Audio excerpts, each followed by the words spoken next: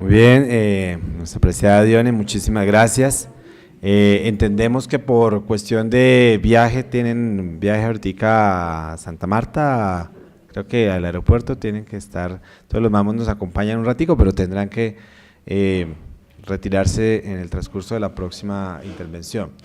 Seguimos, estamos un poquito justos de tiempo, entonces le doy la palabra a la profesora Mónica Godoy, quien nos habla sobre el tema. Regresamos un poquito a la parte de economías extractivas y en relación con la cultura de autoabandono y dejadez asociados al racismo. Bienvenida. Buen día, agradezco al doctor Sotomayor por la invitación y saludo a los presentes el día de hoy.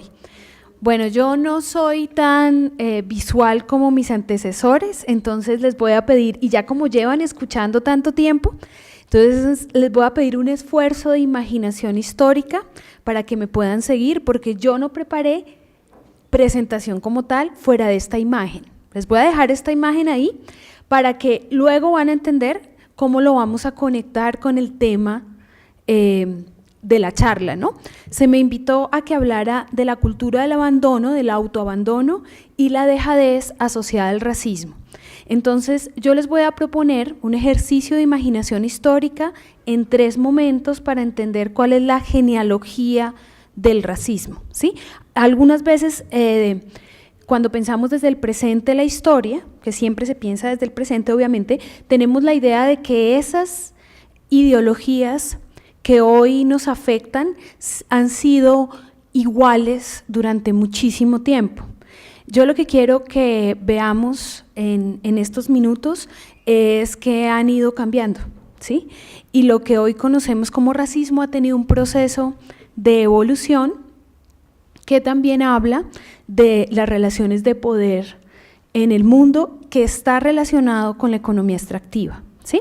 Bueno, entonces el primer momento de imaginación histórica que les voy a pedir que hagan es en la Europa medieval, ¿sí?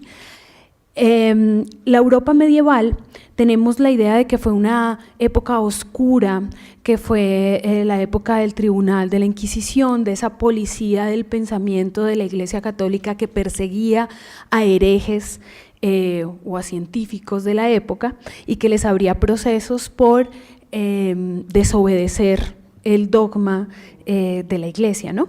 Pero desconocemos, recuerden que esta historiografía de la época medieval fue escrita por historiadores posteriores a la Ilustración que necesitaban justificar que la época de la razón y del humanismo del siglo de las luces era la mejor época en la cual había vivido la humanidad.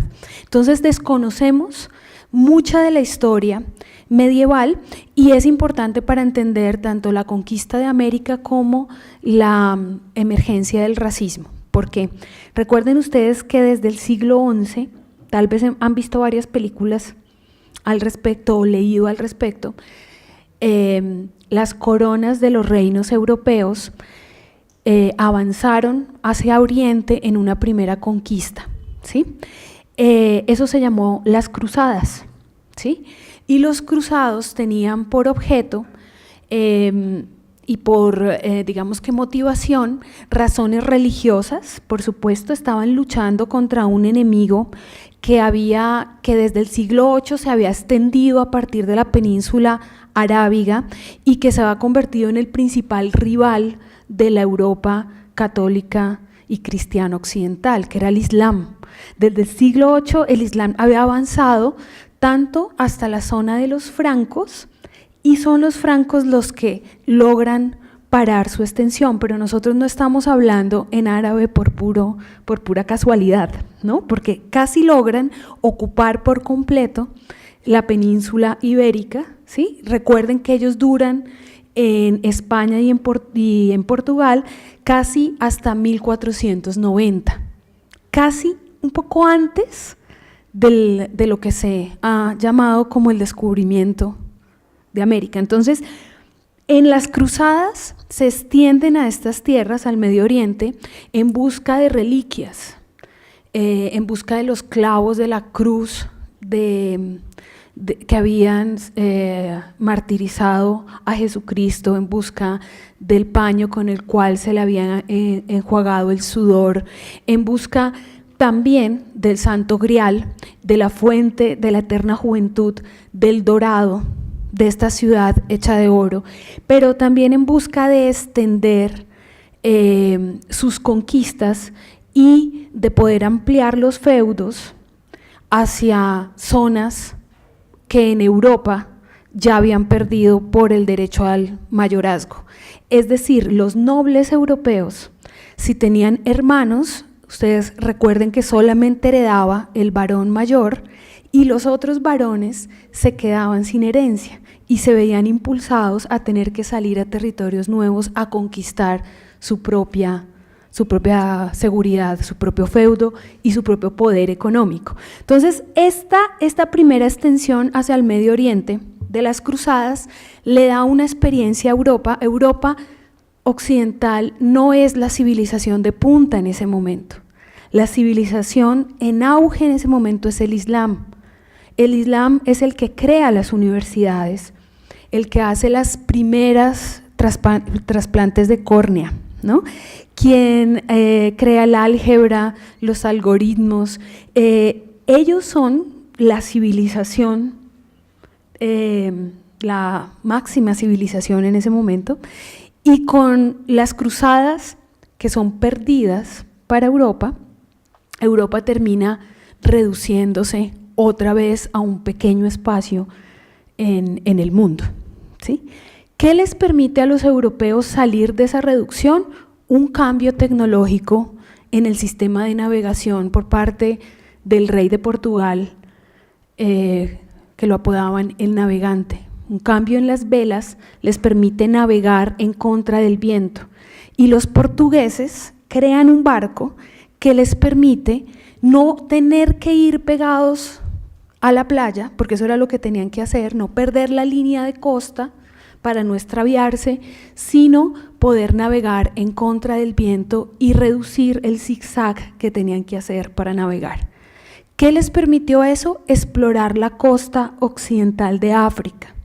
Los portugueses, al mismo tiempo que el italiano Cristóbal Colón, utilizan ese cambio tecnológico para alejarse de la costa y empezar a explorar ese nuevo mundo, pero ese mundo en la costa africana tenía por objeto, o sea, el extractivismo es muy viejo, está en el corazón de la cultura occidental. ¿Por qué hacen eso? ¿Por qué hacen eso? Porque necesitan quitarse del tapón de los islámicos que no les dejaban navegar por el Mediterráneo. Entonces necesitan encontrar una vía, yo creo que esta historia sí se les hace más conocida, una vía oriente para tener acceso a mercancías que eran muy valiosas en la Europa occidental, como el azúcar, que nosotros ahorita lo consumimos, por eso tenemos tantos problemas relacionados con el azúcar, porque era considerada una droga, ¿sí? En la Europa medieval era exclusivamente para la mesa de la nobleza, ¿sí? Porque es un estimulante del sistema nervioso. Nosotros ahorita les damos a los niños colombinas, los atascamos de dulces y los tenemos a 1000, ¿no? Entonces, esas cosas, ¿sí? El azúcar era muy importante, la canela, la seda. Entonces, encontrar la pimienta, encontrar una vía al oriente que permitiera evadir a los islámicos era fundamental. Y las lógicas occidentales de exploración de la costa occidental africana y de lo que se encontraron por el camino, que resultó ser todo un continente insospechado, tenía lógicas extractivas. Entonces estamos hablando de que el extractivismo, si ustedes quieren pensar en esa división global del trabajo, se formó desde el siglo XI, desde el tiempo mismo de las cruzadas, y tiene un momento de explosión en el siglo XVI, cuando esta revolución tecnológica les permite a los portugueses pasar el Sahel y el Sahara, no atravesándolo como hacían las tribus tuareg y las comunidades islámicas atravesando el Sahara, sino pasar por mar, lo cual resultaba mucho más amable. ¿Y qué se encontraron en la zona del Sahel y en la parte occidental de África, de lo que actualmente es Ghana, Malí, Togo, Costa de Marfil, Angola? ¿Qué se encontraron? Tenemos la idea y la representación que África estaba vacía, o que era un continente sin cultura, o quienes las habitaban eran gente salvaje, sin noción de Dios, ¿no? Y lo que se encontraron los europeos realmente fueron sociedades muy avanzadas. Es decir, en África se desarrolló también unos imperios que se conocen ahora como los imperios legendarios: Malí, Songhai, Ghana, el reino de Angola, Benín, ¿sí?, que tenían cortes, eran además muy ricas porque vivían del comercio de la parte norte de África, comercio que hacían a través del Sahara, y encontraron sociedades súper desarrolladas con escritura, ¿sí? ¿Escritura en qué idioma? Pues en árabe, ¿sí?, porque habían sido, los islámicos habían pasado por la parte oriental de África y habían islamizado una parte importante de África desde el siglo VIII. Entonces se encontraron con sociedades muy complejas, muy desarrolladas, con ciudades muy grandes, como Tombuctú, si ustedes tienen la oportunidad de averiguar, que funcionaba como un puerto. Fíjense que el Sahara era entendido como un mar, ¿sí?, que había que atravesar, y estas ciudades en el Sahel, que es esta franja ecosistémica de transición entre el desierto y la parte tropical de África, estas ciudades funcionaban como zonas de aprovisionamiento para los viajeros, eran puntos culturales muy importantes. África tenía ciudades. Entonces, ¿qué es lo que pasa con este encuentro? Ustedes ya saben esta parte de la historia. Desde el siglo XVI, Portugal establece relaciones comerciales y diplomáticas con los reinos y las cortes africanas, que eran relaciones de pares. Incluso en Angola, el rey de Angola, del Congo, fue invitado a Portugal para recibir honores de pares entre el rey de Portugal y el rey del Congo. Tenían relaciones diplomáticas, pero la extracción y el ánimo de conquista empezó a corroer esa relación de pares que también tuvieron los europeos cuando llegaron a México. Las relaciones que tenían con los mayas en el principio de la conquista eran relaciones de pares, incluso algunos conquistadores se casaron con princesas mayas para intentar establecer una dinastía en común. Eso desaparece rápidamente por la ambición y las exigencias de las coronas europeas, que estaban quebradas por completo, y la necesidad de tener cada vez más mercancías en Europa. Entonces, ¿qué pasó allí? La esclavización, la necesidad de reemplazar la fuerza de trabajo indígena que estaba muriendo en América a pasos agigantados, muriendo por exterminio de las guerras de conquista, pero también por enfermedades que no se conocían en este contacto entre europeos y pueblos originarios americanos, como el sarampión y la viruela, mató muchísima gente, y los trabajos forzados hicieron que Portugal encontrara un buen negocio en la captura, secuestro y tráfico de gente de origen africano, ¿sí? Y las cortes y los reinos africanos participaron en ese comercio. Es decir, no lo hacían, los portugueses no se adentraron a África sino hasta muy tarde. Los europeos duraron mucho tiempo teniéndole mucho miedo a las partes internas de África. Solamente ponían los puertos en las costas, que eran factorías, así se llamaban, donde llegaban los barcos negreros para cargar esclavizados y traerlos a La Habana, Cartagena y Veracruz y Lima, que eran los principales puertos de esclavizados. Estas personas, los traficantes, aprendieron a leer esas diferencias culturales en una clave que les permitiera legitimar moralmente una cosa que era a todas luces inmoral, ¿sí?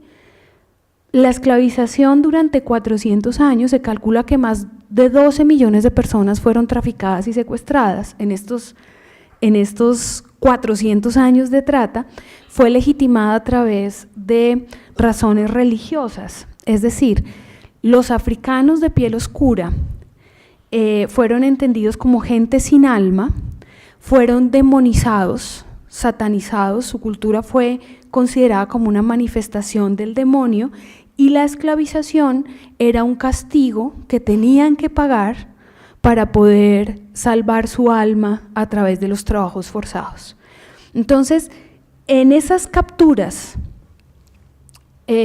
participaban sacerdotes, los bautizaban antes de embarcarlos y les daban un nombre cristiano, Juan, Pedro, Mateo, ¿sí? Los embarcaban teniendo en cuenta que tuvieran idiomas distintos.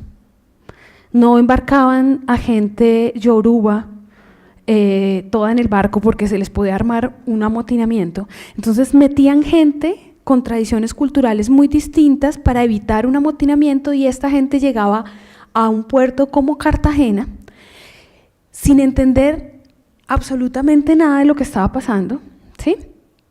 Y ser puesta al servicio, su trabajo, ser puesto al servicio de los esclavizadores en ese mercado. Este mercado de gente fue muy rentable. Estamos hablando de que ese extractivismo de personas permitió acumular los capitales para que posteriormente se hiciera la revolución industrial. ¿Por qué? Porque el trabajo esclavizado en los cultivos y las plantaciones de azúcar, nosotros aquí en este territorio no tuvimos plantaciones grandes que son como campos de concentración donde solamente había caña de azúcar y la gente esclavizada trabajaba de sol a sol. El promedio de vida de un esclavizado en estas plantaciones era 4 años y el promedio de edad de captura era de 12. Entonces no había posibilidades de sobrevivir más de 4 años y por eso había que reemplazar la mano de obra con continuidad. Por eso la demanda cada vez más fuerte que tiene también que ver con la minería y el trabajo minero, pero la zafra, el oro blanco, es decir, el azúcar, fue la mercancía más importante para la creación del capitalismo, ¿sí? Es esa la que permitió la construcción de ganancias y el algodón.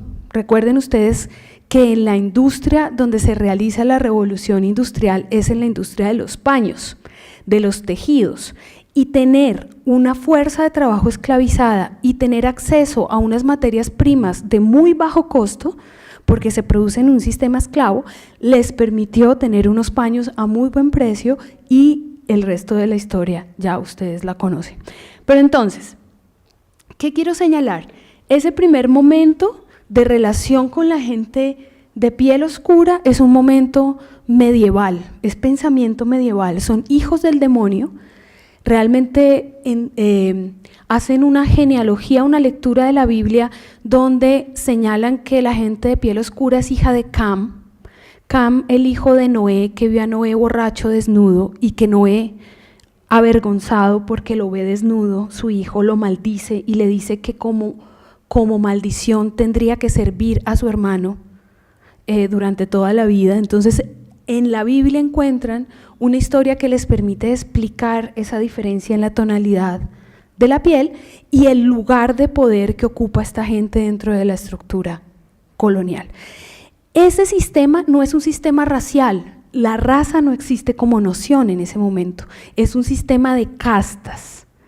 Es decir, no nos habla necesariamente del color de la piel, sino de la posición que esta gente ocupa dentro de una estructura vertical y jerárquica de origen colonial, ¿sí? Entonces yo sé que ustedes de pronto habrán escuchado clasificaciones muy extrañas, no solamente la gente era negra, y si era negra era sinónimo de esclavo, ¿sí?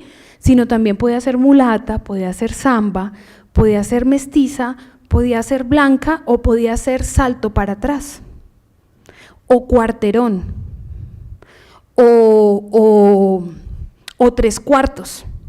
No, eso ya suena raro, ¿no? Pero era una cosa complejísima. Si ustedes ven el sistema de castas colonial, es una cosa muy compleja, porque iban calibrando la pureza racial, la pureza de casta, perdón, y poniéndole nombres muy extraños, ¿sí? Pardos, ¿sí? Entonces era una cosa muy compleja y lo que reflejaba era el lugar de estas personas dentro de la colonia. Un segundo momento es la emergencia de lo moderno. Allí el discurso científico tiene un papel fundamental y el concepto de la raza emerge como explicación de esa desigualdad de poder y como explicación del colonialismo y el imperialismo inglés, ¿sí? Entonces, les puse esta ficha porque quiero que miren la imagen. Es una simplificación. Ustedes que son médicos y habrán visto biología evolutiva saben que esto es conocimiento vulgar, digamos, de la teoría de la evolución de las especies, pero en realidad la mayoría de escuelas y libros de biología para los niños reproducen estas simplificaciones, ¿sí? Y yo he hecho una búsqueda minuciosa de imágenes sobre la teoría de la evolución de las especies y las imágenes son similares, ¿sí? Es esta y miren esta, ¿sí? Bueno, en esta es más claro, ustedes pueden ver miles de imágenes similares. ¿Qué ven? Gracias. Clarísimo un proceso de blanqueamiento. Fíjense que pareciera que no, pero está claro que esa simplificación de la teoría de la evolución tiene un componente racial de blanqueamiento. Es decir, se parte de un estado animal, ¿sí?, que es oscuro y a medida de que la vida se va complejizando, ¿sí?, va aclarándose y se va llegando al estadio de evolución superior que se supone que son las personas y las culturas de aspecto caucásico, ¿sí?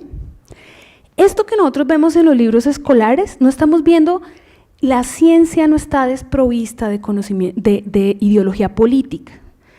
Darwin lo sabía. Darwin fue un ser atormentado porque duró 20 años con su investigación engavetada, pensando en las consecuencias políticas y religiosas que tendría la publicación de los resultados de su investigación. Y fue obligado, él tenía un carácter nervioso,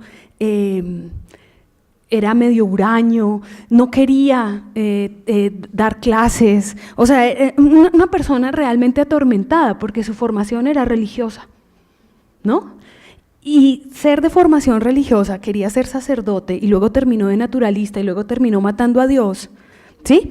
Pues tuvo que haber sido una crisis muy compleja para él, ¿no? Entonces, Darwin termina sacando su investigación porque un joven que no había tenido ningún estudio, ninguna formación profesional, Alfred Russel Wallace, llega a las mismas conclusiones que Darwin y dice: lo que existe hoy es producto de un proceso histórico de cambio y de herencia entre individuos de una especie que permite que veamos algo que además sigue cambiando. ¿Sí? Lo que vemos, el mundo que vemos hoy no está detenido, sino que sigue cambiando, ¿sí?, por ese proceso de herencia. ¿Cuál es la diferencia? Y este joven le manda el artículo a Darwin y Darwin dice: se me van a adelantar, ¿no? Entonces ya no tengo opción, 20 años con una investigación engavetada y publican al mismo tiempo. Alfred Russel Wallace desaparece de la historia de la ciencia. Primero porque no era un médico prestigioso de familia acaudalada como Darwin, pero segundo porque, y en esto la culpa no es de Darwin, sino del uso político que se le da a las teorías científicas, sino que Darwin cayó en un momento político muy importante, mediados del siglo XIX. El Imperio Británico es la fuerza que mueve al mundo, se ha adueñado de casi todo lo que existe. el imperialismo, el imperio británico es el gran imperio. Y este hombre saca esta teoría que le permite al imperio británico explicar por qué las otras sociedades de piel oscura, de otras geografías, tenían un estadio de desarrollo inferior. Y por esa razón tendrían que estar bajo la tutela del imperio británico. ¿Sí? Entonces, no es culpa de Darwin, ¿sí? Lo que conocemos como darwinismo social fue el uso político del creador de la sociología, que se llama Herbert Spencer, que dijo: las sociedades son organismos vivos y hay organismos menos desarrollados, las sociedades que no tienen escritura, las sociedades que no tienen bibliotecas, que no tienen libros, no tienen cultura, no tienen conocimiento, no son humanos. ¿Sí? Lo que está de fondo en esa visión del mundo es una disputa por a quienes consideramos humanos y a quienes no. Y esa disputa durante todo el siglo XX fue muy importante. ¿Sí? ¿Cuántas veces han visto esta reproducción de esta imagen en mujer, por ejemplo? ¿Qué significa entonces? ¿Que las mujeres somos animales? Claro que somos animales, pero digamos que, como somos todos, ¿no? Animales humanos, ¿no? Pero digamos que, ¿por qué estas fichas no tienen la evolución en apariencia de alguien de África negra? ¿Por qué no? ¿O por qué no en indígena latinoamericano? ¿O por qué no en gente de Asia, con ojos rasgados? No existen esas reproducciones. Entonces, esos silencios no son, lo que quiero que vean es que esos silencios en la ciencia y en la historia no son gratuitos, son esos silencios los que permiten establecer estructuras de poder y de dominio que hacen que algunos estén al servicio de otros, ¿sí? Porque no son considerados humanos. El segundo momento en lo moderno está la Revolución Francesa, la igualdad, la fraternidad. Ustedes saben los ideales de la Revolución Francesa, pero ni siquiera las mujeres francesas blancas que participaron dentro de las revueltas de la Revolución Francesa fueron reconocidas como ciudadanas. ¿Sí? La ciudadanía de las mujeres llegó a mediados del siglo XX, estamos hablando de hace muy poquito tiempo, y la abolición de la esclavitud llegó a mediados del siglo XIX. O sea, estamos hablando de que la ampliación de esa noción de lo humano ha sido muy lenta y muy difícil, ¿sí? Entonces, ahí surgieron, en esa ideología de la raza que tiene su máxima expresión, digamos que el surgimiento de la raza como concepto viene del siglo XIX y tiene su máxima expresión en el siglo XX. Todas las ideologías fascistas se basan en la idea de que existe una raza humana superior, ¿sí? Y que a través de la eugenesia, de una ciencia para conservar los mejores aspectos de la raza, se puede mejorar las habilidades humanas. Ustedes ya saben a qué nos llevó eso, ¿no? La Segunda Guerra Mundial es una expresión de esas ideas y en Colombia tuvimos a un muy importante exponente de las ideas de defensores de la eugenesia y es Laureano Gómez. Laureano Gómez en 1928 da un discurso en el Jorge Eliezer Gaitán, no, ¿cómo se llamaba esto? En lo que actualmente es, bueno, en el Teatro Municipal, donde dice que el atraso de este país se debe a los indígenas y a los negros, y que si queremos salir del atraso, tenemos que eliminar a estas poblaciones. Por supuesto que él no hablaba de asesinarlas a todos masivamente, él estaba hablando de integrarlas al país mestizo, blanco mestizo, de manera rápida, y para eso se invitaba a migrantes europeos pobres, se les ofrecía, igual que se hizo en Argentina y en Chile, que vinieran a recibir tierras acá. Si me estoy pasando del tiempo, por favor me dicen, tierras aquí para poder blanquear la población local, porque el problema del atraso del atraso nuestro era la sangre indígena y negra. Esto en México tuvo la expresión en Vasconcelos, que fue un revolucionario de la Revolución Mexicana, y hablaba de la raza cósmica. Esa raza cósmica es una raza mestiza, que no puede ser ni negra ni indígena, sino que tiene que ser blanquita, y entre más blanquita, mejor, ¿sí? Y incluso Vasconcelos es fundador de la UNAM, y todavía la UNAM, la gran universidad, producto de la Revolución Mexicana, tiene en su lema, por nuestra raza habla el espíritu, ¿no? O sea, es una cosa racial, ¿no?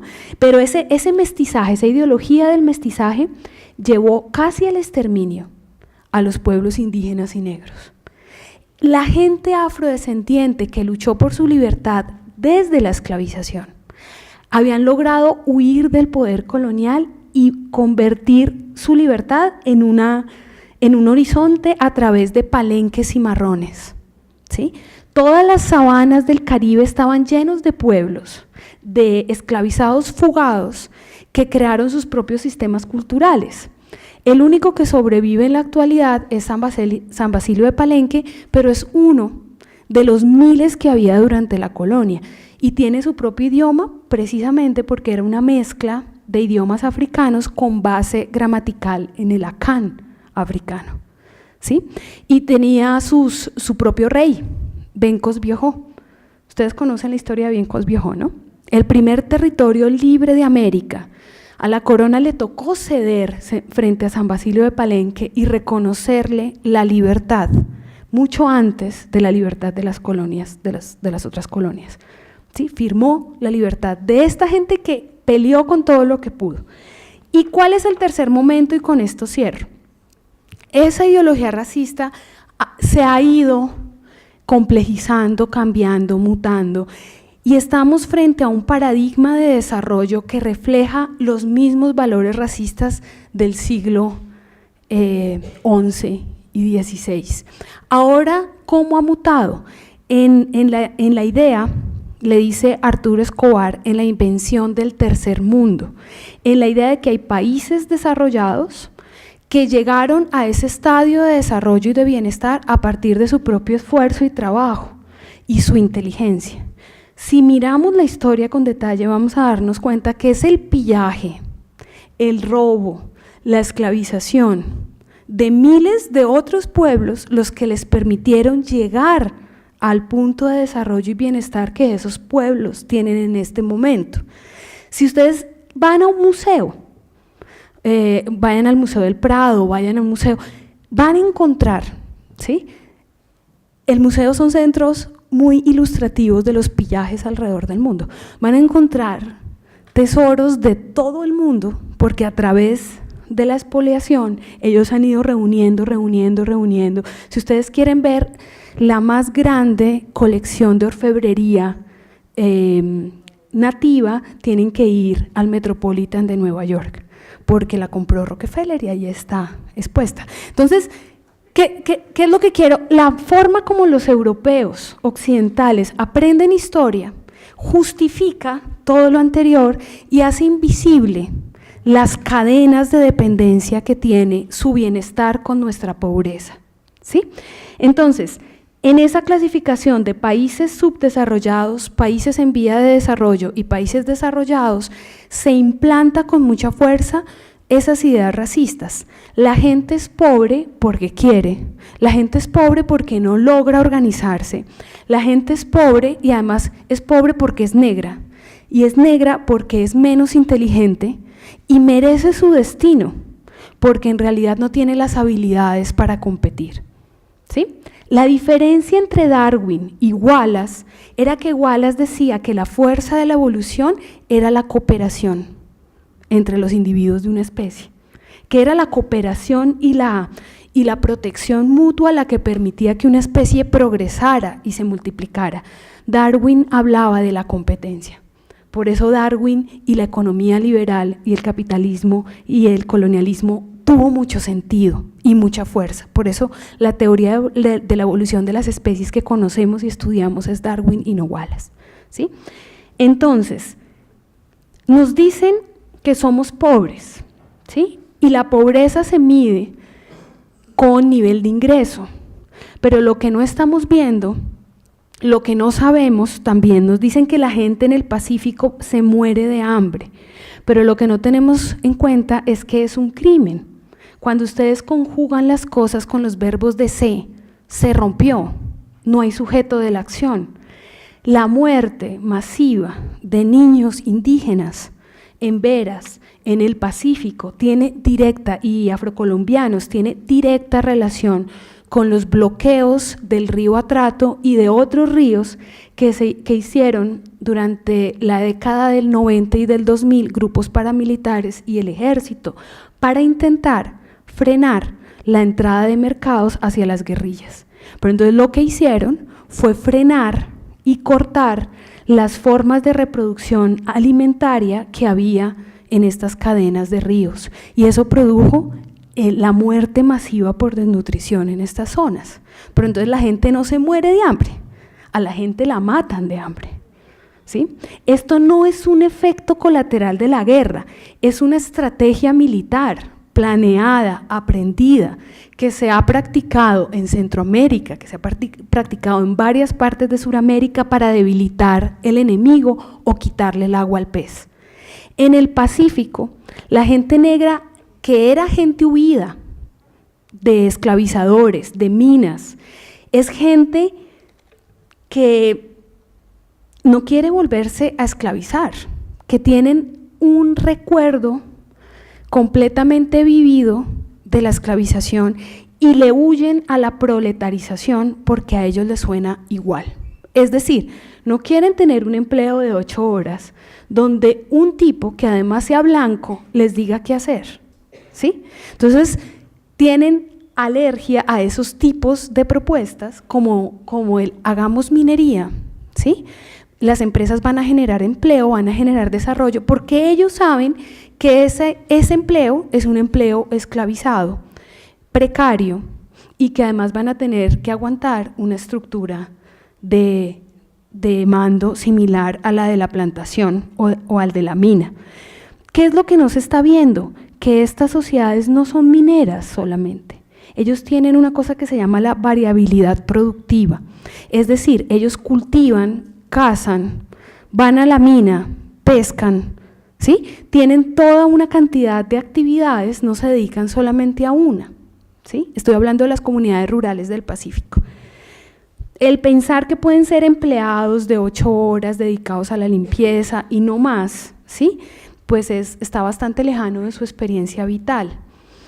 Entonces, ¿cuál es la cultura del autoabandono y la dejadez?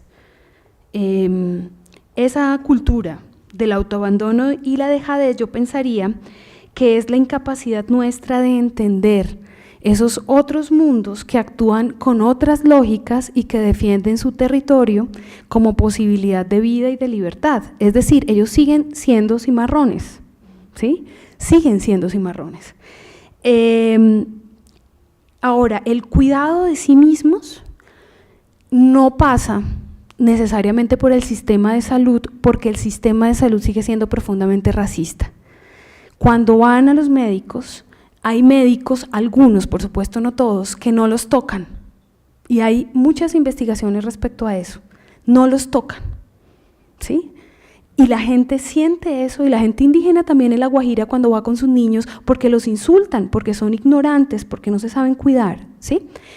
Ese sistema de salud sigue reproduciendo valores raciales. Entonces creo que tenemos que avanzar más en la inteligibilidad de esos mundos, de esas otras maneras de habitar los territorios y pensar en alternativas que no son el desarrollo basado en la extracción de materias primas, sino el desarrollo endógeno, regional, local, autocentrado, ¿sí? Y para eso necesitamos un cambio profundo, ¿sí? No va a ser a punta de elección de presidentes, sino a punta de rupturas profundas con esas lógicas racistas que tenemos por completo naturalizadas. Muchas gracias. Bueno, nunca había recibido una clase de política desde la antropología. y quedé fascinado realmente. Y creo que esto nos deja pensar mucho justamente en el tema de los mecanismos de dominación, ¿cierto? Y yo quedo muy pensativo ahora cuando mencionabas que cómo traían personas, en los barcos traían personas que no hablaban el mismo idioma, ¿cierto?, para poder dominarlos. Y creo que en ese sentido, pues es un acto de asumir conciencia en torno a cómo hemos venido también cómo estamos siendo dominados, ¿cierto?, no solamente por el comercio internacional y por esas grandes multinacionales que muchas veces pues les conviene efectivamente mantener esa ruptura interna, ¿cierto?, y mantener a la vez unas estructuras de poder que venden el país, ¿sí?, venden el país para poder usufructuar de nuestros recursos naturales, pero también como nosotros también en determinado momento, al no asumirnos como sujetos políticos o como ciudadanos, somos parte, o sea, somos como esclavos, ¿cierto?, que tendríamos que emanciparnos para lograr efectivamente lograr esas rupturas que tú estás mencionando. Muchísimas gracias. Bueno, vamos a tener nuestra última presentación y creo que estas dos últimas conferencias han sido muy afortunadas porque nos permiten valorar obviamente formas de saber y formas de entender el mundo distinto. Entonces invitamos a Ati para que nos ilustre también desde su saber ancestral. Muchas gracias.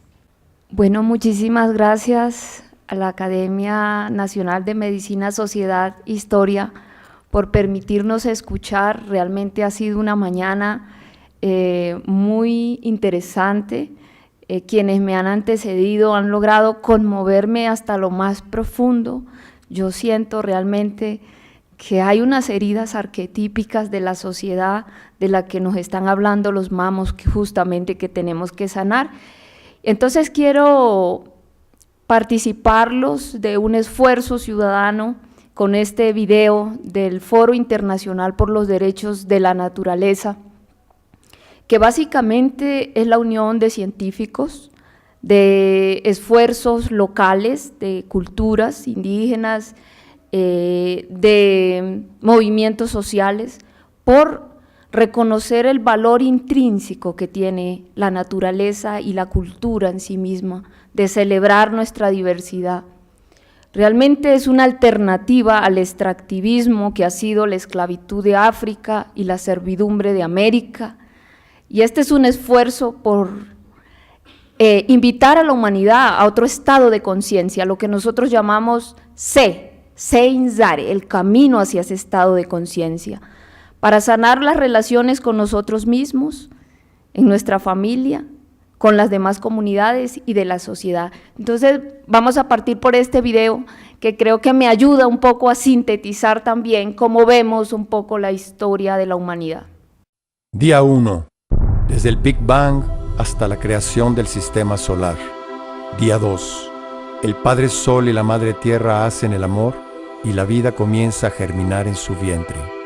Día 3. Se forman las montañas y volcanes, se estabiliza el clima, la biosfera recubre con su aliento la piel de la Pachamama, se condensa el vapor, llueve, se forman los ríos, los mares, aparecen las semillas, las flores, los bosques y las selvas. Día 4. Corales, esporas, ballenas, delfines, ranas, cocodrilos, serpientes, mamuts, dinosaurios, dragones, elefantes, leones y jaguares, todas nuestras relaciones. Día 5. Monos aulladores, chimpancés, orangutanes y gorilas, primos, tías, abuelos y madrinas. Día 6. Nosotros, negros en el sur, blancos en el norte, amarillos en el oriente y rojos en el poniente. Día 7. Controlamos el fuego, inventamos la rueda, los instrumentos, las armas, la agricultura, las ciudades, las fronteras, el dinero, las iglesias, las guerras mundiales, la bomba atómica. Día 8. La radio, la televisión, aviones, satélites, internet, realidad virtual. La humanidad se globaliza. Día 9. Emergencia. La civilización global colapsa. Las ciudades se vuelven ruinas para una futura arqueología. Billones de nosotros en el petróleo del mañana. Caos, desertificación, extinción de especies, efecto invernadero. La madre nos reclama. Día 10. Renacimiento. La conciencia humana se hace una con la conciencia de la naturaleza. Surgen las casas ecológicas, las ecoaldeas, los ecobarrios, los pueblos en transición, las ciudades verdes, la permacultura, bioregionalismo y una cultura de paz. Legislación por los derechos de la Madre Tierra. 1 al 5 de junio, Ciudad de México. Primer Foro Mundial por los Derechos de la Madre Tierra. Voy a hablarles como mujer indígena en una experiencia de diálogo profundo que hemos tenido desde la sierra y del encuentro también con mujeres de diferentes pueblos indígenas. Es un trabajo que llevo haciendo varios años, entonces básicamente me voy a concentrar en aportar la comprensión de la feminidad indígena, explicar un poco cómo vemos la violencia hacia las mujeres indígenas, porque eso tiene que ver con el autorreconocimiento como actoras sociales y políticas, y porque es importante la institucionalización de un enfoque también étnico y una perspectiva de género. Esta es una foto de nuestros Seinzari. Existe la Atimama, que es la mujer sabia, que ha estado invisible, pero cumple un papel muy importante.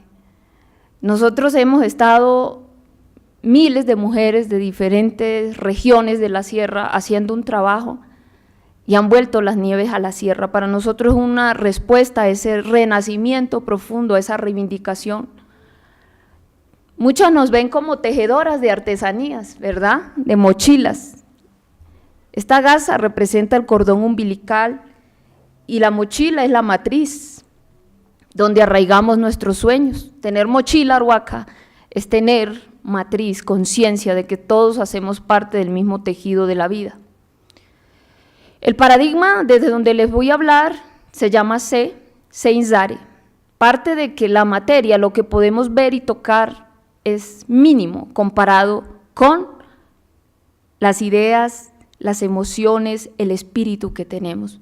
Para nosotros la realidad simplemente es el reflejo del estado de nuestra conciencia.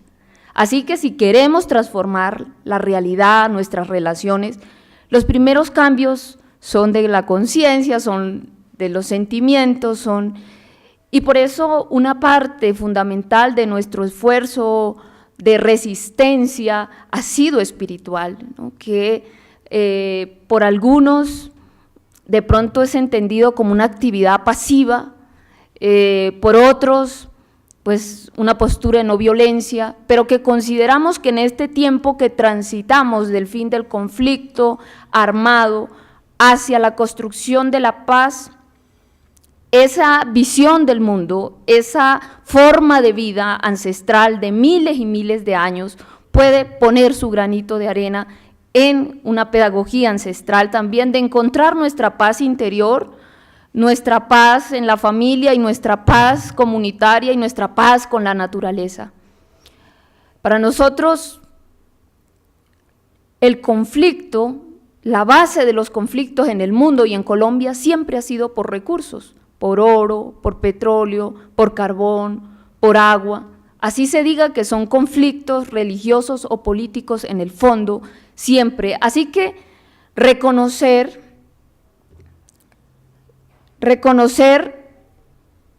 a la tierra como sujeto, como un bien común, el agua, la tierra, el aire, el sol, puede ser importante para recuperar una humanidad común y construir otra civilización donde la vida esté en el centro. Este es un encuentro continental de mujeres indígenas de las Américas que se llevó a cabo en Guatemala. Las mujeres en esta relación con un estado colonial, patriarcal, virreinal, monocultural, hemos estado incluso excluidas de nuestras propias organizaciones porque el Estado en esa interlocución con las comunidades indígenas no consideró. Por ejemplo, han visto ustedes las fotos del presidente reuniéndose con los mamos, se van, pero nunca hablan de las sagas, nunca hablan de las jabas, nunca hablan de la satimama. Y hoy las estructuras, incluso indígenas que nos representan, no están como unas sujetas presentes tomando las decisiones. Pero cuando se toman decisiones, por ejemplo en La Guajira, ¿no?, sobre el territorio, sí son las mujeres y son los niños quienes sufren los mayores impactos, es decir, son las mujeres las que tienen que ir a buscar el agua, ¿no? O en Andágueda, si mueren 33 niños, son las madres quienes más sufren, o si deciden fumar con glifosato y destruir los sistemas productivos, realmente es el trabajo de la mujer, ¿no?, en la agricultura, por ejemplo, en la Amazonía, quien se ve más afectado. Lo de La Guajira, digamos que ha trascendido a la opinión pública, pero la tasa de mortalidad infantil más alta en Colombia está proporcionalmente en Vaupés, el departamento con mayor número de pueblos indígenas. Y hoy vemos que se trae otra vez el debate, vamos a volver a fumigar. Esto es una tragedia, esto es un genocidio. Y vemos también el papel de la ciencia. Durante el gobierno de Uribe se contrató a una empresa canadiense que nos convenció de que, pues no digo a los indígenas, a la sociedad, de que el glifosato no era lesivo. Nosotros sufrimos las consecuencias, tutelamos como Organización de Pueblos Indígenas de la Amazonía Colombiana, ganamos, se conformó la Mesa Regional Amazónica para discutir estos temas y nos parece absurdo que en el marco del posconflicto siquiera sugieran que van a volver a fumigar, que hayan personas como el Procurador General de la Nación que defiendan este tipo de crímenes contra las culturas indígenas y contra la biodiversidad. No son santuarios de coca, la coca es la hoja de la paz y tiene múltiples usos, empezando por ahí. Y la guerra contra la coca fue una guerra cultural que inició en Perú antes del clorhidrato de cocaína. Entonces, aquí también hay todo un ejercicio pedagógico que hay que hacer con la planta sagrada de los pueblos, porque es la hoja de vida de los pueblos. Las mujeres indígenas, sin embargo, hemos buscado espacios de articulación, uno de ellos es el Enlace Continental de Mujeres Indígenas, participando en la agenda internacional como los Objetivos del Desarrollo Sostenible. Creo que tienen una particularidad y es que por primera vez se juntan dos propósitos, la lucha contra la pobreza y la lucha también contra el calentamiento global, porque para mí el cambio climático es algo natural. Lo que no es natural es el calentamiento global causado por todas estas acciones, entre ellas las extractivas, los monocultivos y todo este modelo de desarrollo depredador. Y logramos ahí establecer algunos objetivos para promover la agricultura familiar, para proteger los saberes locales, esperamos, y para nosotros es un reto. Es decir, pese a todas las dificultades de exclusión, de discriminación, de invisibilización, Colombia, por ejemplo, es una sociedad que naturalizó el silencio de las mujeres indígenas. ¿Cuándo han visto ustedes una senadora indígena en el Congreso? Nunca, no la hemos elegido. Los movimientos indígenas que supuestamente nos representan ni siquiera incluyen a las mujeres en las listas. Ustedes revisan el tema de autoridades indígenas de Colombia, por ejemplo, no hay ni siquiera la posibilidad de participar de esos procesos. Así que para mí, Bogotá ha sido una ciudad solidaria, porque cuando fui desplazada, ¿no?, y recorrí las calles, porque me negué a engrosar los cordones de miseria a esta ciudad, me eligió concejal. Y pude dejarle una política del agua, una política pública para las semillas nativas, pude también aportar lo mejor de nosotros, yo creo, a esta ciudad. Y desde esta concepción, entonces, algo sencillo, recordar que somos hijos de la tierra puede ayudar a recuperar nuestra humanidad común y nuestra unión con la vida en su conjunto, la inviolabilidad de la vida de todos los seres y personas con independencia de su clase, género, religión o casta. Eso nos enseña a nosotros nuestra ley de origen. ¿Cuáles son nuestros principios? La cosmocracia. Ningún ser humano tiene derecho a inmiscuirse en el espacio ecológico de otras especies y de otras personas y a tratarlos con crueldad y violencia. Defendemos la diversidad en la naturaleza y en la cultura. La biodiversidad crea condiciones para la sostenibilidad y la diversidad cultural genera condiciones para la paz. Queremos economías vivas y para unas economías vivas es necesario reconocer la creatividad de todos los seres humanos, crear espacios para las diversas expresiones y que alcancen la plenitud de su potencial de acuerdo a sus propios planes de vida. Una democracia viva que crece como un árbol de abajo hacia arriba, con raíces, buscando siempre el sol, el conocimiento. La verdadera relevancia existencial tiene que ver justamente con unas relaciones de calidad. Culturas vivas. Permite el florecimiento de la diversidad cultural partiendo de esa humanidad común. Las culturas vivas para nosotros son culturas ecológicas que no favorecen la explotación. Protegemos, son nuestros principios, los procesos ecológicos que mantienen la vida y que nos unen, por ejemplo, el ciclo del agua, que es transcontinental, los derechos fundamentales que constituyen la base del derecho natural al sustento, o sea, la vida. La ley de origen nuestra, que es derecho consuetudinario, que está reconocido en nuestra Constitución, le reconoce derechos a todos los seres y especies, en tanto que el derecho natural al sustento es el derecho a la vida. Y lo que vemos que hay es un ecofascismo del Congreso de la República cuando, por ejemplo, clasifica a los animales entre sintientes y no sintientes. Entonces uno empieza a preguntarse, ¿será que la abeja es sintiente? ¿Tiene sistema nervioso central o no tiene sistema nervioso central? Pero las abejas son fundamentales para la polinización. Los microorganismos del agua, ¿son sintientes, no son sintientes? Son fundamentales, porque un agua viva también tiene microorganismos. Los microorganismos del suelo, para que un suelo tenga vida, esos microorganismos, cuando una hojita cae y descompone la hojita en humus para que la plantica la pueda tomar, son fundamentales los suelos vivos. Entonces, ¿quién legisla para la vida o quién dice sí o no los microorganismos tienen vida? Para nosotros es una postura ecofascista. Entonces, la cosmovisión de C, con estos principios, supone una alternativa a la cosmovisión de la globalización empresarial, que solo atribuye derechos a las grandes compañías y que considera a los seres humanos y a otras especies como simples materias primas aprovechables. Por eso, los derechos de la naturaleza en Colombia es una tarea que empezamos en el año 2010.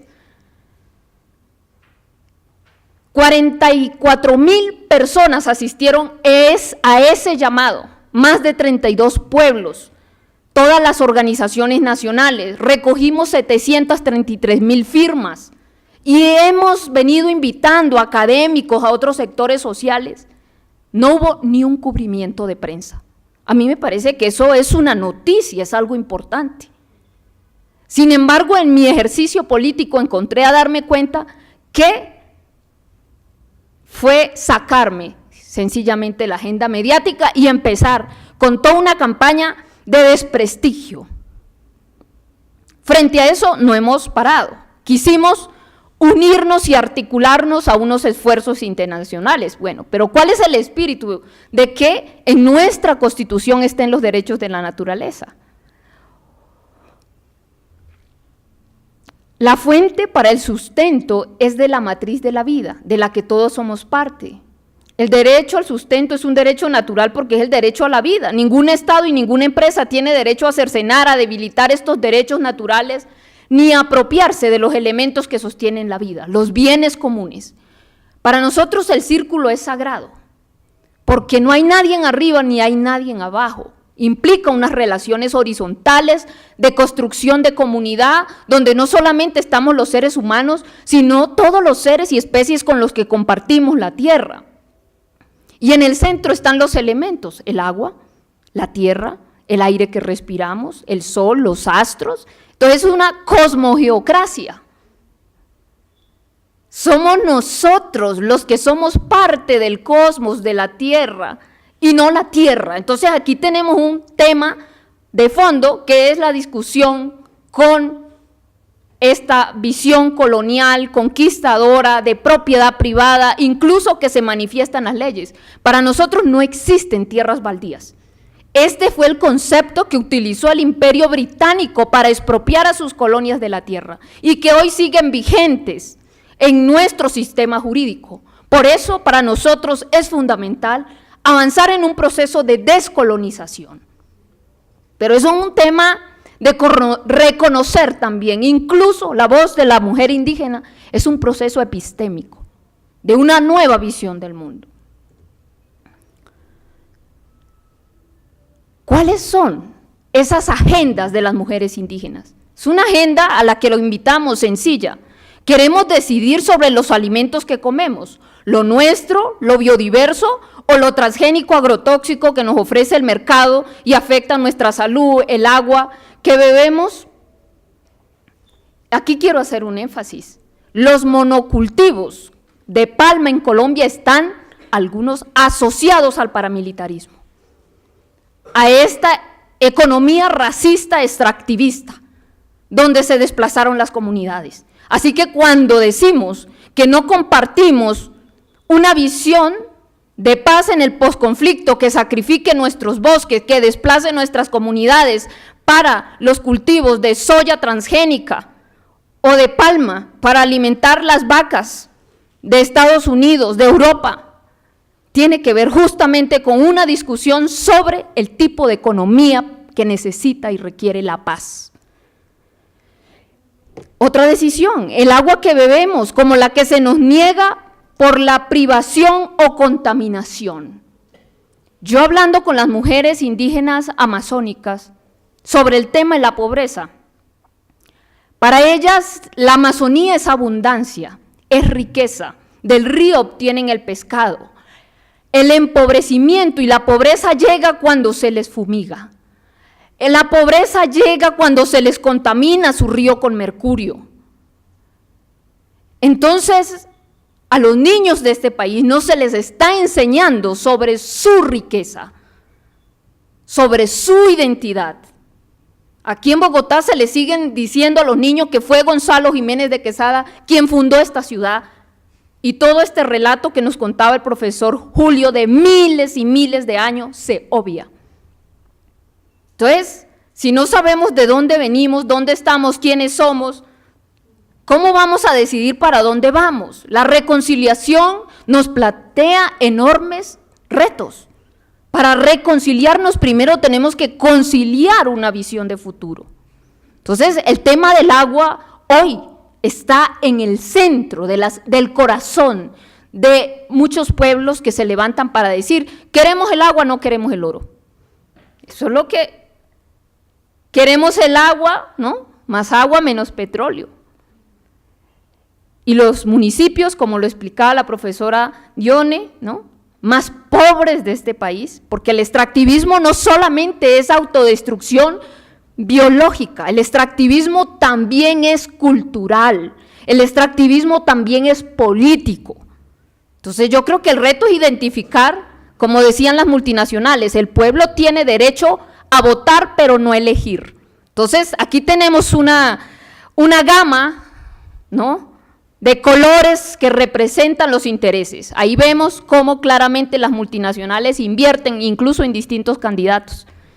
Cualquiera que de ellos ganen les garantizan sus intereses, pero vamos a construir alternativas políticas, económicas, culturales justamente a este modelo extractivista. El aire que respiramos como el que hoy nos envenenan. César tiene uno de los aires más contaminados con efectos de salud. Para nosotros, para poder pensar, necesitamos un buen aire, necesitamos un buen alimento. Las fuentes de energía fósiles que contaminan o energías limpias como las solares, eólicas, geotérmicas, hídricas, es un asunto de todos. Es una agenda sencilla, pero creo que sería una agenda importante en estos tiempos que estamos pensando en la paz. El ciclo del agua que nos conecta a todos, el agua, podemos aprender el camino de la paz del agua y el sendero de la libertad. La libertad para nosotros fluye a través de nuestros ríos. En cada semilla libre de patentes de nuestro territorio está nuestra libertad de elegir.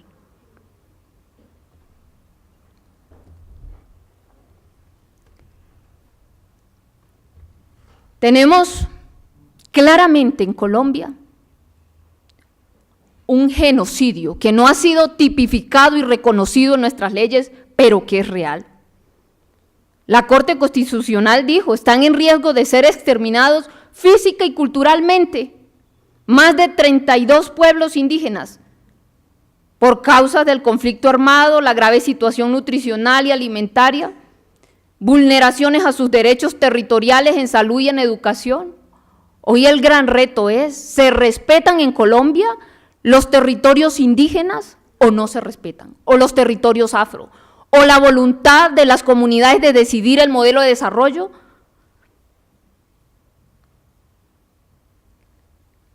Necesitamos un diálogo de alto nivel político con el Estado, con los empresarios, porque aquí se está fraguando es un genocidio anticipado. Es que la mitad de los territorios indígenas hoy, que son aproximadamente unas 34 millones de hectáreas de tierra donde están nuestros bosques, donde nacen las aguas, están concesionados para la minería. Y la otra mitad se ha entregado a parques naturales, a lo cual tenemos que pedirle permiso hasta para realizar nuestras ceremonias. Entonces, ¿dónde está la tierra que es la base de nuestros planes de vida?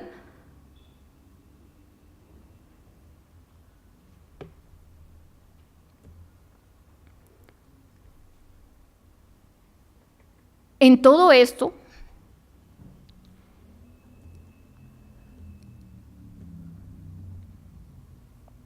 digamos que estoy rebobinando un poco las historias de vida de las mujeres. ¿Cómo se ha escrito la guerra de este país en el cuerpo de la mujer indígena? Un relato de una mujer agua, embarazada, la que fue expuesta al frente de su comunidad y se le abrió, se le rasgó su vientre, se le sacó el feto, se le botó al río. Y hoy cuando estamos hablando de que se van a fundir las armas y se van a hacer 3 monumentos, uno en Cuba, uno en Naciones Unidas, uno en Colombia, yo digo, ¿dónde está el reconocimiento de las víctimas de este país, incluso desde el punto de vista simbólico y cultural? ¿Qué le vamos a entregar para devolverle la dignidad al territorio como sujeto de derecho y a las víctimas? Por ejemplo, ahí está todo el reto del río Atrato como sujeto de derechos.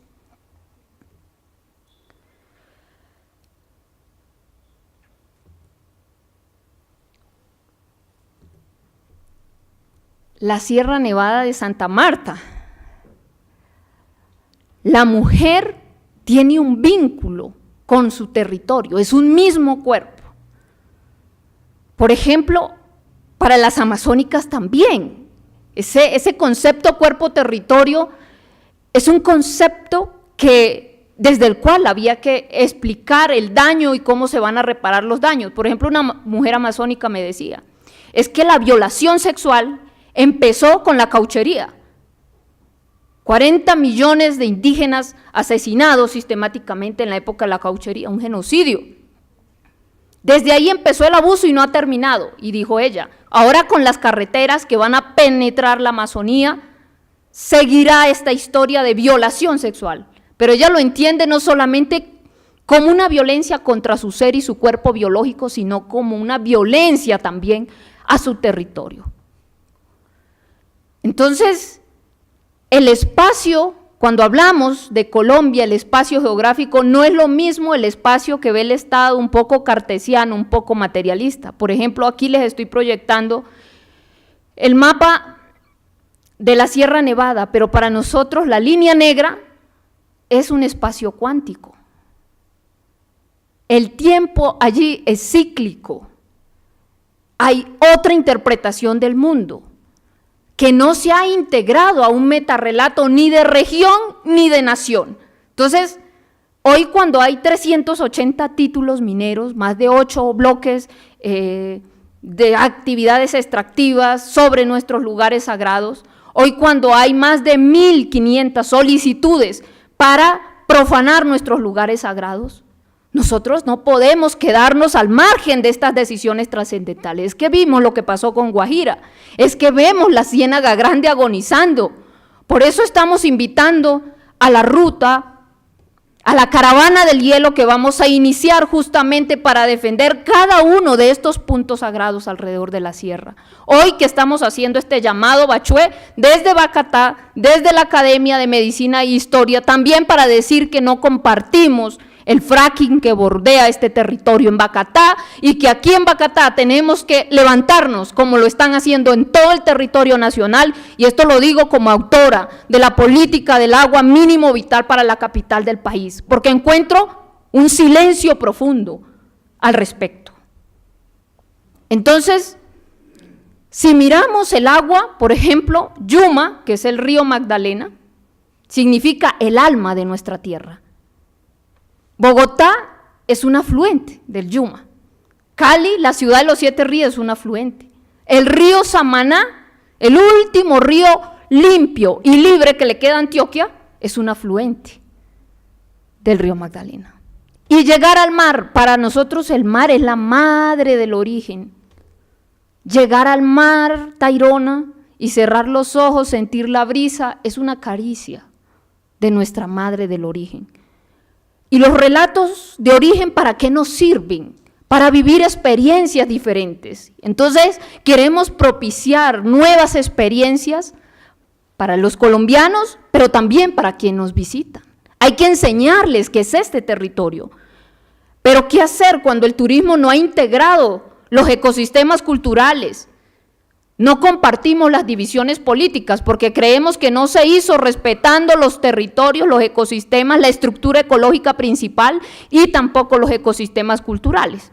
Entonces lo que tenemos es una repartición, Nariño se quedó con su parte, Santander, todo el mundo, pero eso no es la lógica. Entonces pensamos que el momento que vivimos es para hacer memoria, es para construir el relato, pero también es para ordenarnos a partir de los ciclos de la naturaleza, como el ciclo del agua, el agua como elemento que ordena el territorio. Eso es ley de origen, así estamos organizados en la Sierra Nevada, como ustedes ven, cuenca por cuenca, y ¿qué más le podemos pedir a la sierra sino que sea fuente de agua para el Caribe? Entonces yo creo que un mensaje para toda la gente del Caribe, pero también un saludo, ¿no?, para cooperar con todos esos esfuerzos de la gente que está con los derechos de la naturaleza, pero que está colocando la voz del agua en el centro de las decisiones que tenemos que tomar. Lo que está en rojo son los territorios indígenas. La Amazonía es la mitad de este país, el hogar de 56 pueblos, y hay un desconocimiento de la institucionalidad ambiental con los pueblos. Hay 33 pueblos que no han sido reconocidos ni siquiera por el Estado. El ministro anterior dijo, en Chiribiquete no hay vida humana, solo unos salvajes, o sea que persiste esa idea todavía de que hay unos ciudadanos en este país que tienen privilegios y hay otros que estamos destinados a que se nos sacrifiquen nuestros planes de vida, a que sistemáticamente se destruya nuestra economía de subsistencia y la economía de la naturaleza para satisfacer las economías del mercado y mercantilizar lo que hay allí. Entonces, la violencia en Colombia no solamente ha sido una violencia directa, de los desplazados, de las masacres, de la violencia sexual. También ha sido una violencia estructural, la exclusión, la discriminación, el racismo, pero también ha sido una violencia simbólica y cultural que para nosotros es el corazón de las violencias. Por eso vamos a iniciar una serie de acciones simbólicas, culturales, de sanar esas relaciones que tenemos con la tierra, con el otro. Para nosotros esa es la espiritualidad. Son todas nuestras relaciones, es cotidiana, se puede practicar, se puede mejorar. Y es allí donde nace este llamado Bachué y donde nace esta caravana por el hielo y esta nueva carta de navegación para Colombia a través de nuestros ríos. Estamos con el río Catatumbo, con el río Orinoco, con el río Amazonas, que tiene más de proyectado de 40 represas. Por más gigante que sea, ningún río resiste esto. Y es el hogar de todos los pueblos ancestrales. La Amazonía no solamente es importante para nosotros o para Sudamérica, es importante para la tierra. La primera clase de geografía que recibe un niño o yo en mi comunidad es que la tierra es una y que todos somos hijos de esa tierra y que el sol que nos alumbra es nuestro Padre. Así que consideramos que sería bueno también una educación intercultural que le permita al niño urbano tener experiencias, como lo explicábamos en la conferencia pasada sobre la situación de los animales en Colombia. Las tigreras han mostrado la selva como un escenario hostil, cuando muchas veces las ciudades es mucho más hostil que nuestras selvas. Corre uno más peligro aquí en Bogotá que lo atraquen, como me pasó, que quién sabe si me iban a atracar.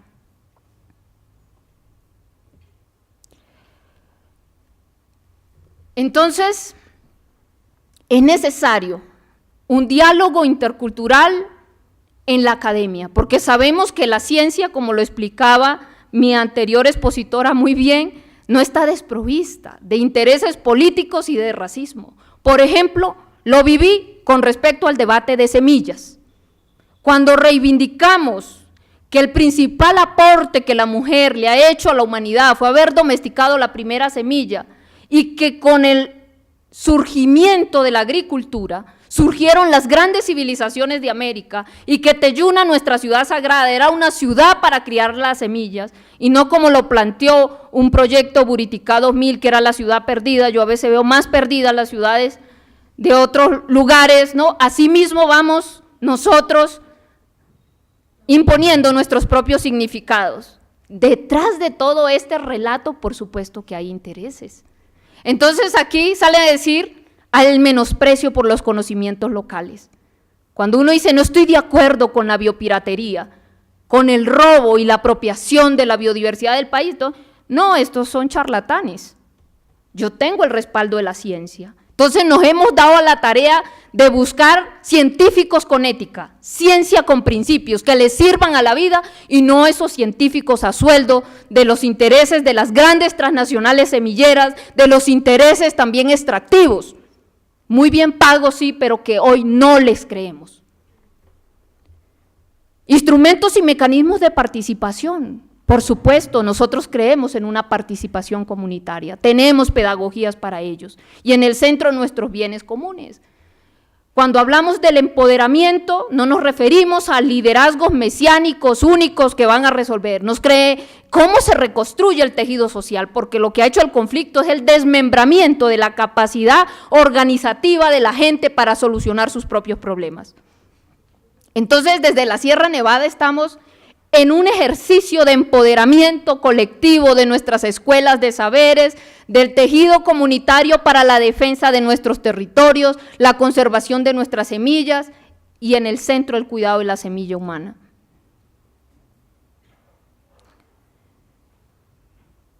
Escuchaba yo al viceministro echándose un discurso en Naciones Unidas, Luis Ernesto creo que se llama, un muchacho joven, diciendo cómo hemos avanzado Colombia en el reconocimiento de los derechos de las poblaciones étnicas.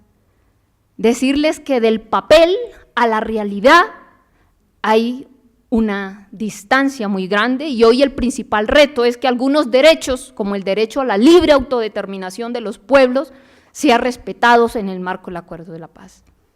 Y para eso pues hay que participar. Yo creo que la ciudadanía debe estar al lado también de estas reivindicaciones y no que pase lo que pasó en Guatemala. Ríos Montt fue un genocida que estuvo en la vida pública con el apoyo de la ciudadanía por muchos años, Yo creo que nosotros no podemos darle voz a quienes han alimentado este conflicto con sus ideas, con sus palabras, con sus acciones.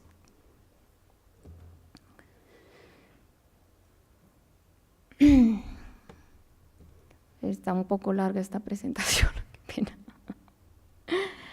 Entonces, el empoderamiento tiene unos retos y unos desafíos. Ciudadanía plena, pero una ciudadanía intercultural. ¿Cómo vemos nosotros la ciudadanía intercultural? Como un horizonte de largo plazo transformativo, donde pasamos del multiculturalismo, de sociedades paralelas a sociedades integradas. ¿Cómo construimos ese relato de identidad? Relaciones horizontales. No puede haber una cultura que se autonombre como poseedor de la verdad y partir de que los demás pues no tienen la verdad. Yo creo que eso tanto en el conocimiento como en las relaciones de poder. Tenemos que pasar a un liderazgo comunitario, protagónico, colectivo. Entonces, por naturaleza somos seres que cooperamos, por naturaleza somos seres solidarios, por naturaleza somos seres comunitarios. Parte de nuestra felicidad y de nuestra plenitud existencial tiene que ver con la calidad de relaciones humanas que tenemos. Entonces, yo creo que depende en cuál escuela filosófica o científica se inscriben. Los invitamos a inscribirse a la escuela filosófica Seinsare, ¿no? Con estos científicos que les sirven a la vida, y a transformar las instituciones. Hay que descentralizar al país, hay que construir un país de regiones. Para eso, pues, estamos justamente en este interés de que la academia, la ciencia, los saberes ancestrales, el arte, estén en este propósito con la vida y los derechos de la naturaleza, con una estrategia de incidencia y una agenda concreta. Bueno, creo que se me acabó el tiempo, pero decir que este proceso de transformación parte por el ser. Nosotros creemos que el poder más grande es el poder de la voluntad, de hacer las cosas. No nos educan para la voluntad, pero es necesario y por eso hacemos esas acciones. Nuestro trabajo se divide en tres: el trabajo comunitario, el trabajo espiritual y el trabajo con el que sostenemos pues las cosas cotidianas. Invitamos también a que la gente reserve un espacio de su tiempo para hacer el servicio a la madre tierra, para construir este tejido social, y por supuesto que hay que pagar impuestos, pagar servicios y todo, pero ese no puede ser, ¿no?, el centro de la vida. No confundamos las metas con el propósito. Una meta es tener casa, pero un propósito es tener hogar. Y para tener hogar hay que cuidar las relaciones. Entonces nosotros queremos un hogar para Colombia y estamos partiendo del ser, la familia, la comunidad, pero vamos también hacia el Estado, y un Estado justamente que supere este patriarcado virreinal, centralista, colonial, hegemónico, que ha venido perpetuando la servidumbre, la esclavitud, el extractivismo. Entonces, para nosotros es sencillo, pasa por procesos de autoconciencia, de proyección de una identidad, lo que resumimos como el buen vivir. Muchas gracias, creo que ya estoy pasada de tiempo. Bueno, creo que Ati ha señalado un camino interesante desde el punto de vista de la medicina. La medicina está determinada por hechos políticos. Colombia ha vivido la geopolítica del extractivismo, la geopolítica de la miseria. Estamos planteando una geopolítica de la vida, no una geopolítica de la sed ni la sequía. Entonces tenemos que hablar un nuevo discurso. La medicina no puede estar separada del hecho social, ¿no? Entonces estamos apuntando hacia algo importante. A ti te felicito, la presentación muy buena. Y ahora viene un riesgo para todos ustedes: escuchar una música que enamora, la zampoña. Bien, hablando de lo comunitario, les presento a los intérpretes del SICU, SICURIS, muchos de ellos estudiantes. Le presento al profesor Milton, que ahorita continuará con explicando cada uno de los temas. estudiantes de topografía, de saneamiento ambiental, ¿sí? De la Universidad Distrital. Vamos a interpretar algunas melodías y partiendo de algo de lo que decían todos, lo comunitario, la comunidad. En esa comunidad está el equilibrio. Yo aquí tengo un instrumento pequeño que es la hembra, el macho, y él tiene la hembra, macho y hembra. ¿Sí? Aquí ellos dos tienen también un complemento, macho y hembra, y los otros compañeros tienen también macho y hembra en diferentes tonalidades. Vamos a tocar una canción que se llama 5 siglos. 5 siglos resistiendo, 5 siglos de coral.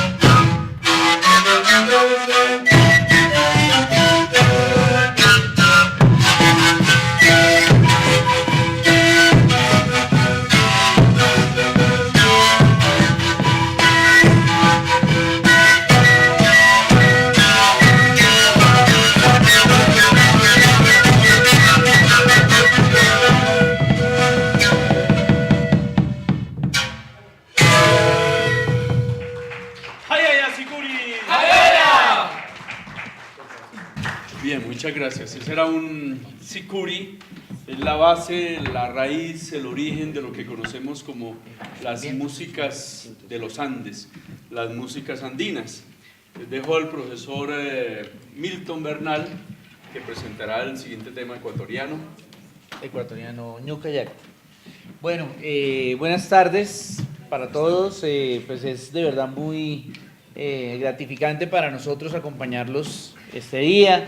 Estudiantes, como decía el profesor Julio, de la Universidad Distrital, profesores de la Universidad Distrital, que nos hemos dado cuenta que el concepto de las músicas originarias no es ajeno a nosotros. Hemos querido inculcar en estos estudiantes y en muchos otros que hoy no nos están acompañando, pero que a lo largo de varios años han estado en la formación de nuestras clases, de nuestras cátedras, en donde les informamos, les damos a entender que somos uno con la Madre Tierra, que somos uno con nuestros pueblos originarios, que somos uno con la música, que es la expresión alegre de la vida. Entonces vamos a tocar un tema de nuestros queridos hermanos ecuatorianos del Valle de Imbabura, un tema que lleva por título Ñuka Yacta, que significa nuestra tierra en ritmo de San Juanito, un ritmo muy popular en el Ecuador y en el sur de Colombia también. Ñuka Yacta.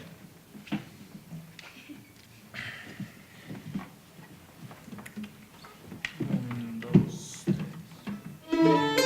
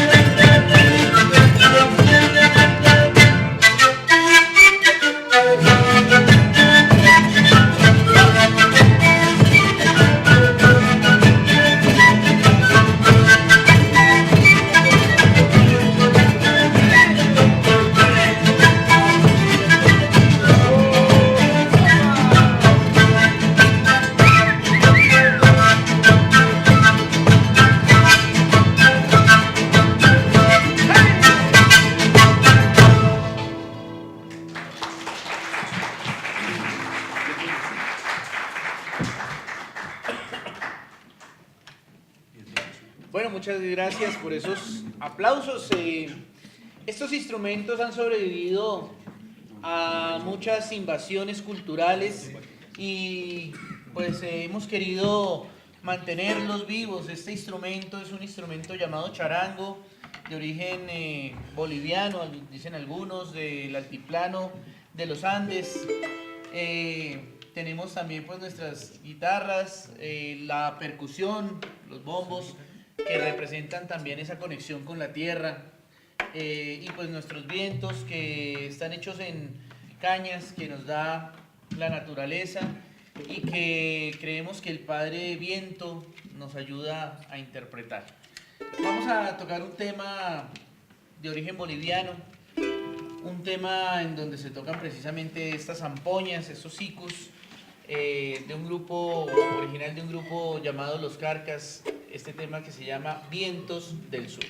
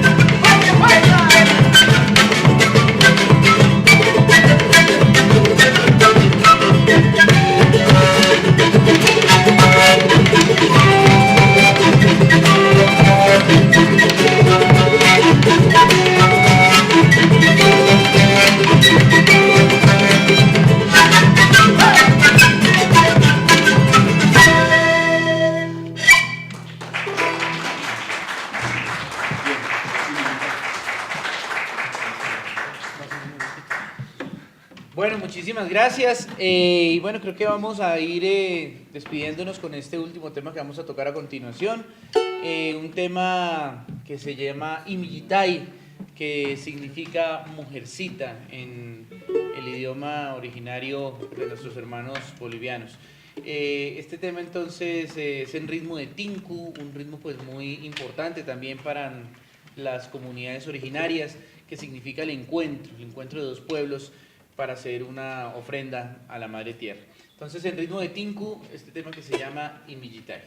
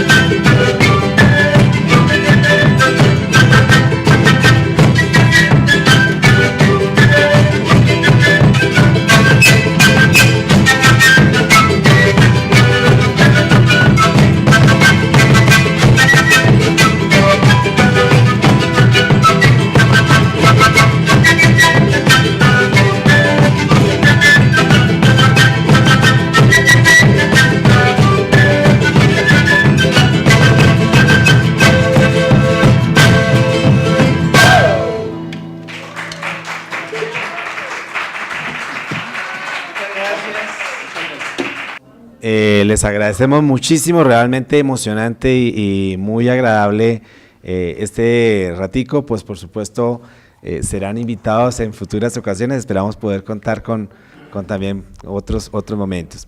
El tiempo yo creo que fue pues muy justo, desafortunadamente no nos queda así como mucho tiempo, pero pues no sé si alguien quiere hacer algún comentario, damos unos 10 minuticos adicionales para alguna pregunta, alguna reflexión que quieran de pronto ustedes plantear, o si no, en caso contrario, pues damos sí, por supuesto.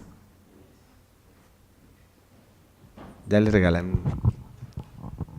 Sí, por favor, se identifica, por favor. Muy buenas tardes para todos. Mi nombre material temporal es Eduardo Angarita Estupiñán. Soy nacido en un pueblito muy lindo de Socha, Boyacá. El Señor Todopoderoso me ha enviado aquí a esta conferencia a traerle unas palabras relacionadas con una invitación grande a volverlos, a que todos volvamos a apoyar que salgan los abonos orgánicos al campo e incluso a las ciudades, porque aquí hay muchas terrazas para hacer buenas agriculturas orgánicas. Tengo mucho más que decirle, pero como dice allá mi amigo, el tiempo es corto. Entonces, ahora necesito una cita previa para hablar con la madre Ati y comentarle más a fondo cosas que tengo que decirle. Bueno, muchas gracias. Muy bien, muchas gracias. Bueno, gracias. Bueno, muy bien. Sí, por favor. Muy buen día, buenas tardes para todos. Yo soy Clara Pinilla de la Universidad del Área Andina. Felicito a la Academia Nacional de Medicina por el excelente evento, a cada uno de los ponentes, los esfuerzos académicos, los participativos. Fue algo muy interdisciplinar e interesante para pensar de verdad en el planeta Tierra, pensar en la vida, pensar en la salud. Muchas gracias. Muchas gracias. Tenemos otra participación. Muy buenas tardes para todos. Mi nombre es Magnolia Posada Costa, yo soy instrumentadora quirúrgica. Vengo en representación con mis compañeras de la Universidad de Santander, Bogotá. Yo pienso que la academia se tiene que unir en estos espacios, es vital, porque nosotros hacemos parte pues, de un proceso de formación de los muchachos, los cuales estos temas no son ajenos y hay que llevarlos adelante.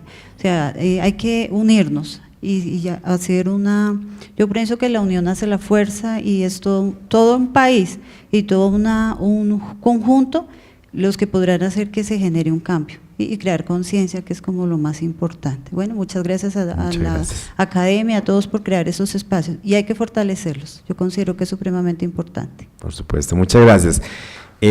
Bueno, tenemos otro comentario. Mi nombre es Jairo Díaz, yo soy geólogo.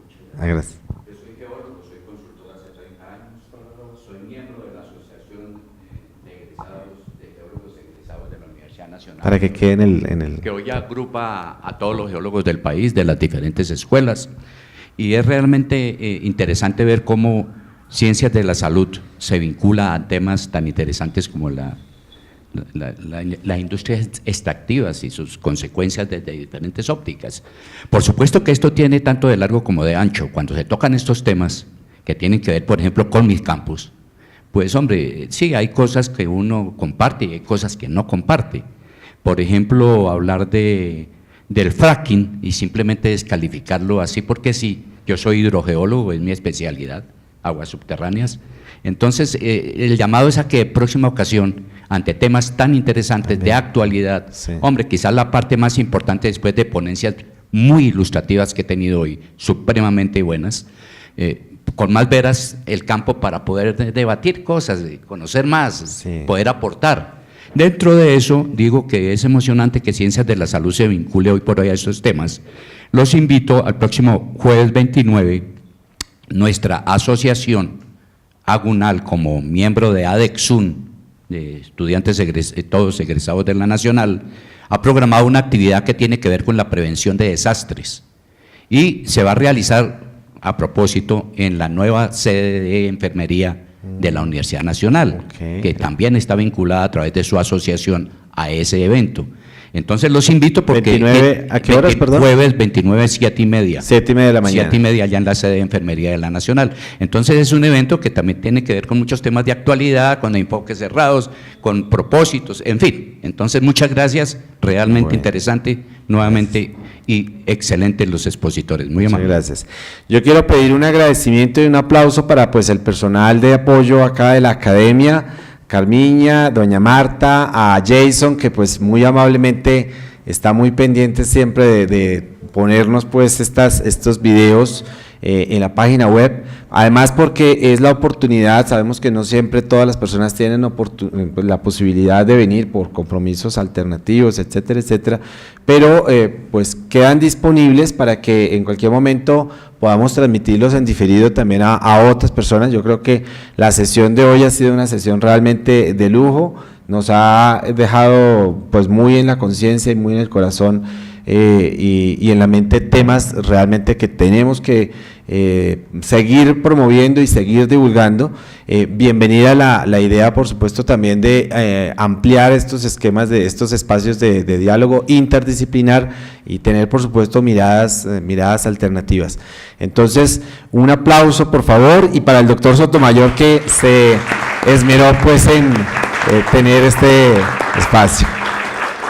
Muchas gracias y estaremos entonces anunciando, hemos tomado nota de los correos electrónicos para que en próxima ocasión también podamos invitarlos a un nuevo foro. Muchas gracias.